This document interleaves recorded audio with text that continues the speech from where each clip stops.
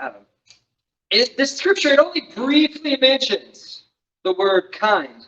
But I think the whole section of scripture gives us a better idea of what a godly kindness looks like. So we're going to use that as our guide this morning as we figure out what it means to be kind.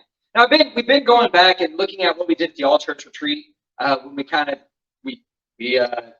made drinks with what we needed the most of, what a fruit of the Spirit we needed the most of.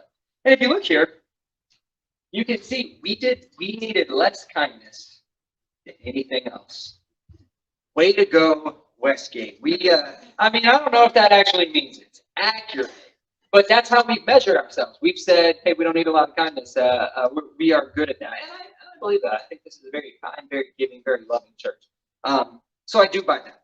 But I will also kind of just put the little disclaimer out there that it could actually mean we don't think kindness is that important. We felt like we wanted to pray for other fruits of the Spirit in our lives. And so if anybody out there feels that way, I hope the message this morning changes that. I think kindness is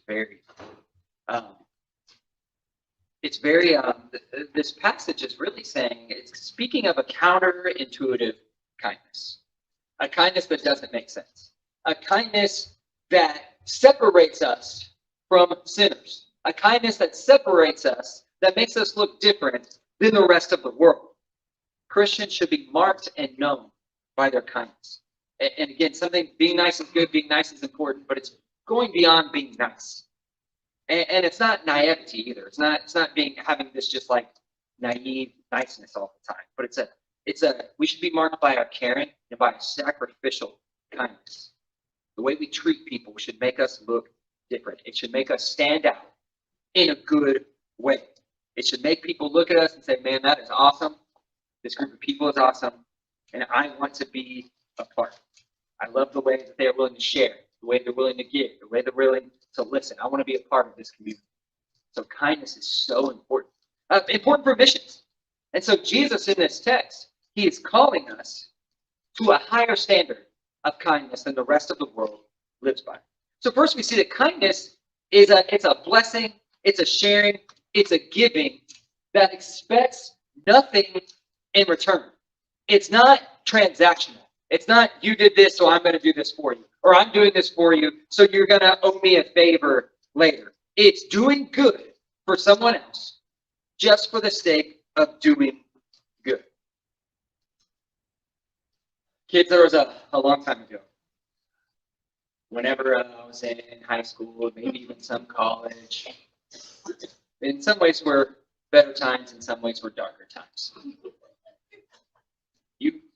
Today, if you want to watch a movie or a show, it's with a click of a button, right? Well, back in my day, children, we wanted to watch a show. We had to get in the car. We were not watching a movie. We had to get in the car, and we had to drive to a magical place called Blockbuster and or Hastings.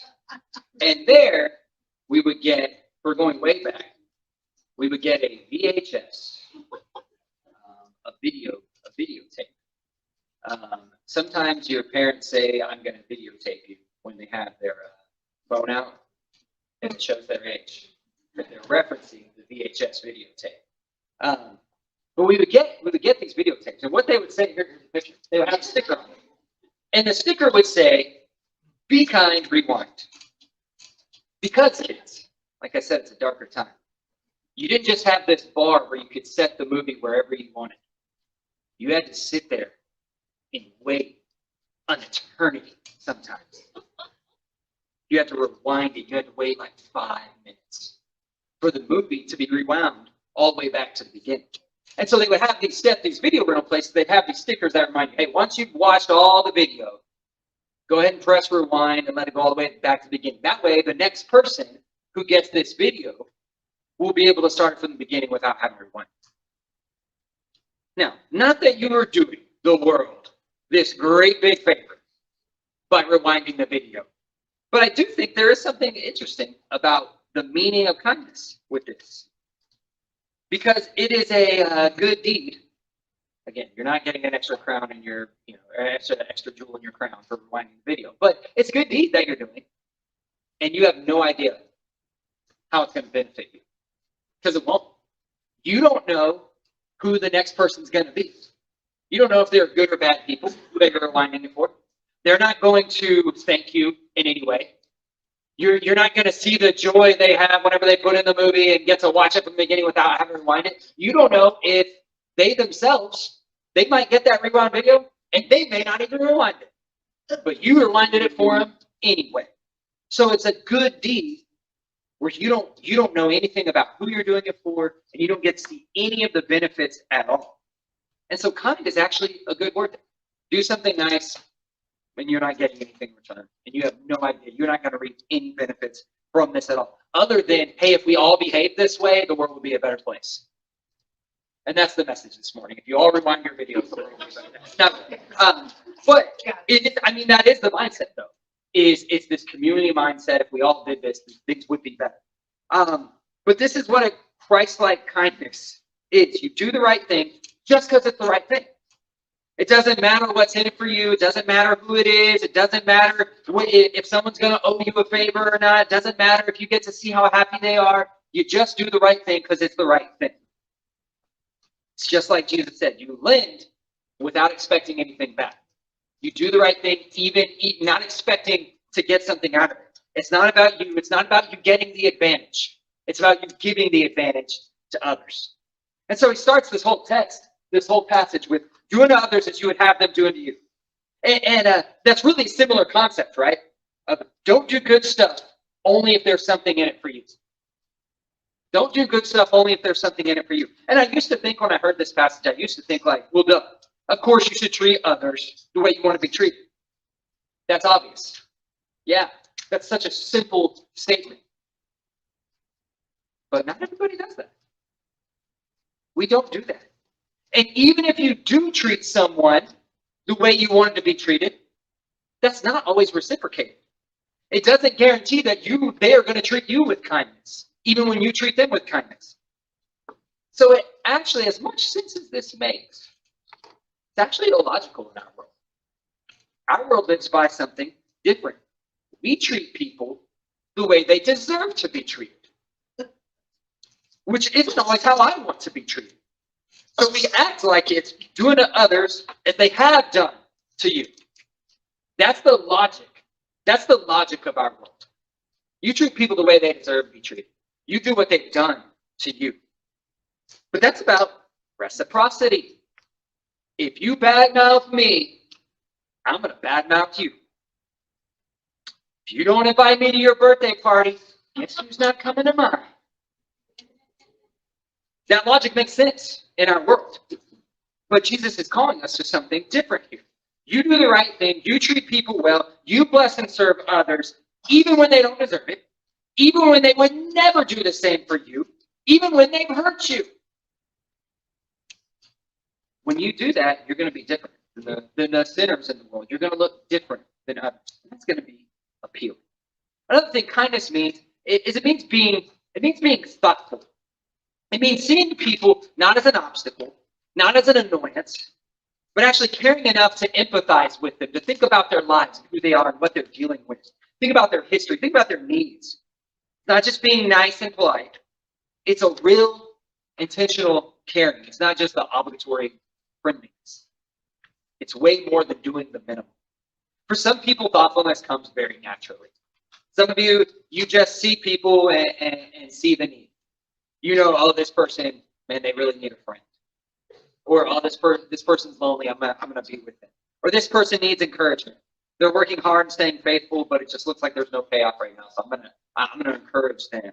Or this person's in a situation where I bet they could use some help with their house. I'm gonna go mow their lawn. Some of us, myself included, we need to work on our thoughtfulness a little bit more. And there's some ways to do that. You need to take time to maybe set a little time in your day to pray for others. And that'll kind of help you consider their situation. What does this person really need prayers for? Maybe ask people, what can I pray for you about? Maybe you need to go through your contacts list. Maybe you need to show gratitude more. One way that I think can help us be thoughtful is to be more curious about people. Just think about their day. Think about their life. Listen better, talk less. Be more present to the people in front of you. Don't worry about work or your phone or whatever. Be present with people. And that can help you be more thoughtful. Be aware of special dates. I know a lot of you are good about that. I know a lot of you send out cards and know when it's birthdays, know when it's anniversaries. But one thing I've already said, I've said a lot before, and I think this is important. Someone who's a really good example of thoughtfulness was B.J. McMichael. You remember that was one of the things he was best at as a minister. Is he really knew people's needs and he wanted to meet them. He was aware of specific needs of people. One of the first times when I first got here, we went to visit this guy in the hospital named Chester Lynch. And I've been visiting him in the hospital ever since. But he knew exactly what his Dairy Queen order was. Chocolate malt, no whip. And I remember thinking, like, man, that's a good minister. He's doing a lot of visits, and he knows who this guy is, and he knows what he wants. And that's part of being thoughtful. So I think of thoughtfulness as a version of kindness where you're blessing people in a unique way that makes them feel seen and makes them feel known. It's as if to say, I see you, I understand your struggle, I see what you value, I see who you are, and because of all that, I want to serve you or get to you in a special way that's meaningful to you. I have a Bible here. The Lovelands gave me this Bible. The Lovelands gave me this Bible because they saw that my other Bible was like totally falling apart and like in shambles. And it's a study Bible. It's got the commentary in here because they know I'm a nerd. And that was really sweet. It made me feel really appreciated that they just saw that need. They know me. And they gave this Bible to me, expecting nothing in return. At least I hope they were expecting nothing in return. It has not been returned. But thoughtfulness is preemptive. Thoughtfulness is, I know you and I see you, and I'm thinking about what your needs might be. And that's important. Don Bell did it today as he was out here in the front setting out a sign that said, hey, class is in here. Because he didn't want people to come up there, and he named someone by name. I don't want them to come out here and get out and then realize it's locked here and then have to go all the way around. That's thoughtfulness. That's kindness. And it's a kindness that, as I said, nobody would have known that he did. And he doesn't care about that. It's caring about someone so much, though, that you think about their future. You anticipate their needs. When we returned from a long vacation, we had friends who went into our house and stocked our fridge with the groceries that you want. Left us a little nice letter. So thoughtful. And I love being known. They know Brady likes Julio salsa. And so Julio salsa was waiting for me, which when you travel, Mexican food is what you miss the most. The first Valentine's Day that my dad had to go through without my mom. A friend that morning, early in the morning, anonymously, but I know who it was, anonymously left him a gift and a poem that was specifically written about my dad's situation. They knew that day was going to be so hard. They thought about it, they planned for it, and they blessed him in a very special way. And I know they drove that morning. They drove from a different town. They drove hours to bless him in that way. So kind, so thoughtful. Which is another thing about kindness. A really sacrificial kindness. It feels almost unnecessary. You ever had someone bless you like that? Where you're just like, whoa, you went too much out of your way. This was over the top. I don't deserve it. I can never repay this. And it's because they don't expect you to repay it. You ever just felt that, oh, you didn't have to do that. But I would say, let them bless you. Let people bless you like that. Which leads me to what I want to close with here is that kindness, it's transformative. That's why it's so important. That's why Jesus calls us to this kind of sacrificial kindness. Kindness begets kindness in others. When you've been kind to, you want to pay it forward. When people make you feel loved and cared for and seen, you want to share that experience with others. You've heard the old phrase, like, kill them with kindness. I don't like that. But the idea behind it makes a lot of sense, right? If you are kind enough, it changes people. It changes people. And kindness probably changes people and has a better impact on this world more than your vote, more than your argument, maybe even more than the Bible verse that you shared online. Because kindness is when you're living out these things. Romans chapter 2, verse 4 says that God's kindness is intended to lead us to repentance. It's kind of the idea. A kindness that is so big, that is so low, that is so undeserved, that is so over the top. It makes you kind of question things. We talked this morning and last week about how sometimes we think the world revolves around us. Sometimes we think we're bigger and more important than we are. Sometimes we need to be reminded of our smallness in a good way. But it's so weird to think about how small we are. But then on the top of that, to think we have this God that even though we are such finite beings, he empties himself for us little guys. He completely gives of himself, this over-the-top gift of his love and his son and his grace. Something that we just say, well, this is too much. I can never repay it. We don't have to. God's called us to live for him, to serve him. We have a kind God. If you want to give your life to him, if you have any needs at all, we have a kind God. I believe we have a kind congregation. We want to pray for you. And we want to honor whatever changes you want to make in your life. So if you have any need, we invite you to come. Let's together. We can.